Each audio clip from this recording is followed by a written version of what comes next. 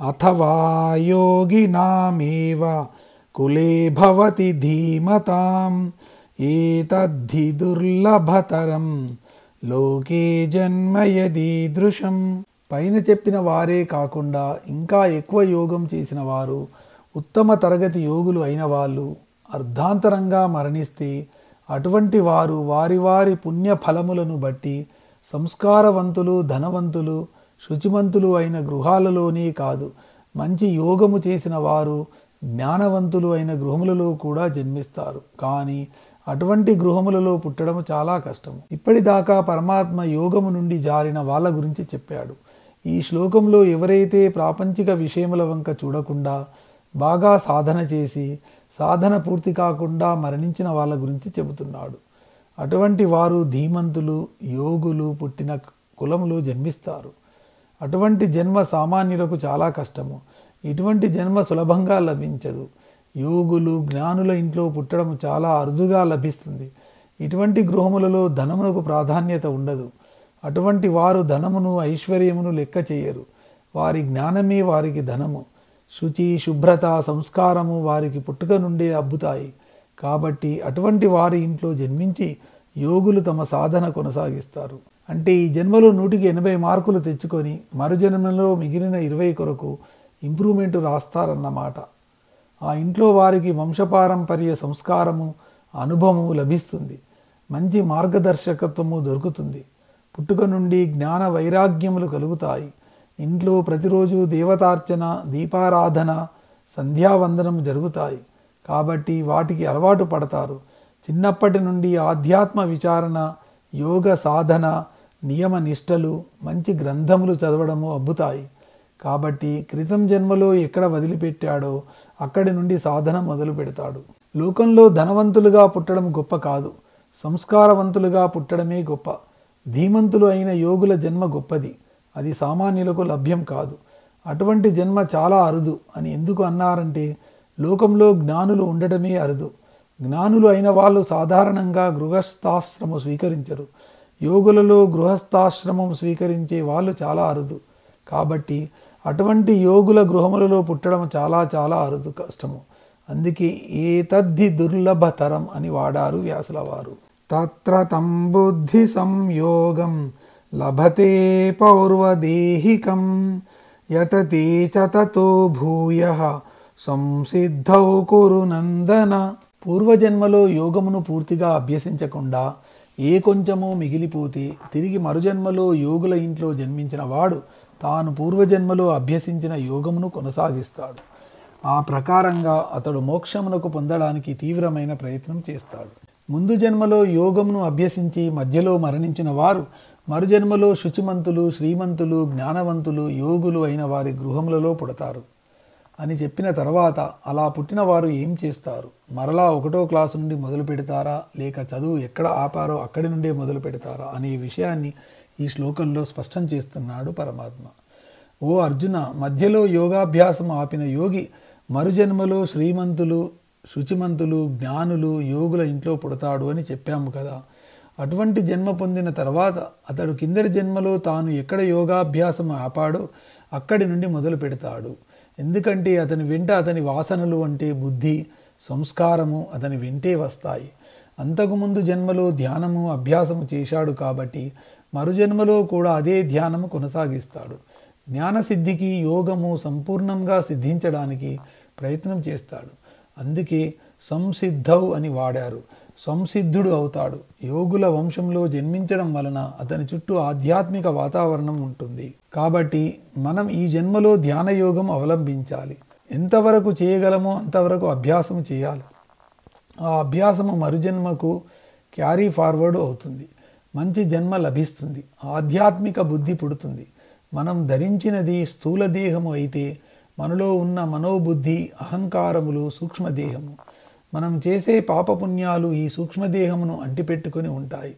స్థూలదేహము మరణించిన తర్వాత ఈ సూక్ష్మదేహము ఆ జన్మల వాసనలను తనతో కూడా అంటిపెట్టుకొని వెళుతుంది. మరుజన్మలో తన అభ్యాసం కొనసాగిస్తుంది అని పరమాత్మ ఇక్కడ స్పష్టం చేస్తున్నాడు. కాబట్టి మనము మరణించిన తర్వాత మనతో పాటు వచ్చేవి మనం చేసే మంచి పనులు, పుణ్యకార్యముల ఫలములు, పాపం చేస్తే ఆ పాప ఫలములు. అంతేకాని మనం సంపాదించిన ధనము, ఆస్తులు, బంధుమిత్రులు మన వెంట రారు. అన్నదమ్ములు, సంతానము, బంధువులు మనం సంపాదించిన ధనము, ఆస్తి కోసము కొట్లాడుకుంటారే కానీ మన గురించి పట్టించుకోరు. మరణించిన తర్వాత అప్పటి వరకు సంపాదించిన ధనము బ్యాంకులో కానీ అటక మీద బస్తాలలో కానీ మూలుగుతుంది. పొలాలు, ఇళ్ల స్థలాలు, ఇల్లు ఉన్న చోటనే ఉంటాయి. బంధుమిత్రులు శ్మశానం దాకా వస్తారు. తర్వాత చేయాల్సింది ఒంటరి ప్రయాణము. అప్పుడు సూక్ష్మ రూపములు అంటే వాసనల రూపంలో మన వెంట వచ్చేది మనం చేసుకున్న పుణ్యము లేక పాపము. కాబట్టి ప్రతివాడు బంధువుల మీద ఆస్తి, ధనము మీద మమకారము తగ్గించుకోవాలి. ఈ ప్రపంచమే సర్వస్వము, సుఖమయము అనే అజ్ఞానమును వదిలిపెట్టి నేను వేరు, ఈ దేహం వేరు అనే భావన కలిగి ఉండాలి. ఆత్మను గురించిన జ్ఞానమును పెంపొందించుకోవాలి. ధ్యానము, భగవన్నామ స్మరణ, శాస్త్ర పఠనము చేయాలి. పరోపకారము చేయాలి. సమాజ సేవ చేయాలి. మనం ఎంత చేస్తే అంత పుణ్యము మనకు వస్తుంది. అది మరుజన్మకు కూడా సంక్రమిస్తుంది. కాబట్టి ఈ జన్మలోని అంతా చేయగలమా లేదా అనే సంశయం వదిలిపెట్టి చేయగలిగినంత చేయడానికి ప్రయత్నం చేయాలి. ఇదే ప్రతి మానవుని కర్తవ్యము. పూర్వాభ్యాసేన తేనైవ హ్రియతే హ్యవశోపి సహ జిజ్ఞాసురపి యోగస్య శబ్ద బ్రహ్మాతి వర్తతే. పై 2 శ్లోకములో చెప్పబడినట్టు అంతకుముందు జన్మలో యోగాభ్యాసము చేసి పూర్తి కాకముందే మధ్యలో మరణించిన యోగి తాను పూర్వజన్మలో అభ్యసించిన యోగం యొక్క బలము చేత మరుజన్మలో కూడా అతని ప్రమేయం ఏమీ లేకుండానే యోగాభ్యాసము వైపుకు లాగబడుతున్నాడు. ఇది అంతా అతని పూర్వజన్మ సంస్కారం వలన జరుగుతూ ఉంది. ఇక్కడ మరొక సందేహమునకు కూడా సమాధానం ఇస్తున్నాడు పరమాత్మ.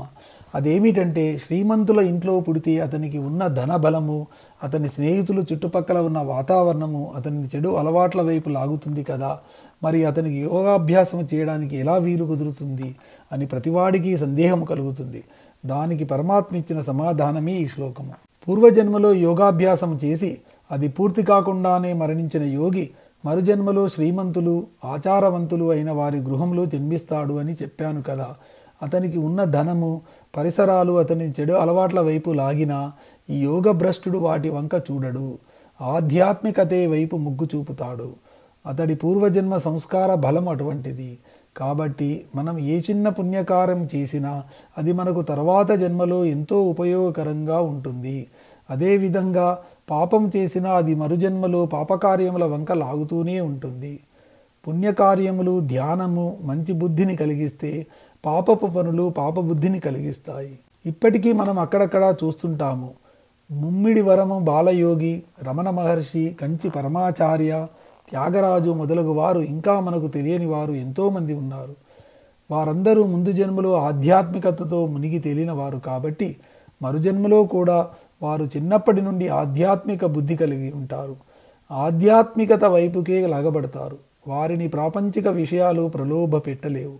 అంటే ముందు జన్మలో యోగాభ్యాసము, ఆధ్యాత్మికత పెంపొందించుకున్నవాడు మరుజన్మలో కూడా ఆ వైపుకు బలవంతంగానైనా లాగబడతాడు. 2వ పాదములో అటువంటి యోగి ఎటువంటి గతులు పొందుతాడో వివరిస్తున్నాడు పరమాత్మ. అటువంటి జిజ్ఞాసపు తిరిగి వేదములు, శాస్త్రములు, వాటిలో ఉన్న కర్మకాండల వంక చూడకుండా కేవలము పరమాత్మను తెలుసుకోవడానికి ప్రయత్నం చేస్తాడు. ఎందుకంటే అతడు పూర్వజన్మలో ఈ కర్మకాండల స్థితిని దాటి నిర్గుణ పరబ్రహ్మను ఉపాసించే స్థితికి చేరుకున్నాడు. కానీ కాలం తీరడం వలన మరణించాడు. మరుజన్మలో అతడు చెడు అలవాట్ల వైపు లాగబడకుండా, మరలా కర్మకాండల వంక, ప్రాపంచిక సుఖముల వంక పరిగెత్తకుండా ఆత్మజ్ఞానము కొరకు ప్రయత్నం చేస్తాడు. పరమ సుఖమునకు, శాంతిని పొందుతాడు. తుదకు పరమాత్మలో ఐక్యం అవుతాడు. అటువంటి వాడికి మరుజన్మ ఉండదు. ఈ వీడియో మీకు నచ్చినట్టయితే లైక్ చేయండి, కామెంట్ చేయండి, సబ్స్క్రైబ్ చేయండి. నోటిఫికేషన్ల కోసం పక్కనే ఉన్న బెల్ ఐకాన్ క్లిక్ చేయండి. మీ ప్రోత్సాహము మాకు కొత్త ఉత్సాహాన్ని ఇస్తుంది. అందుకే చిన్న కామెంట్ చేసి మమ్మల్ని ప్రోత్సహించాలని కోరుతున్నాను.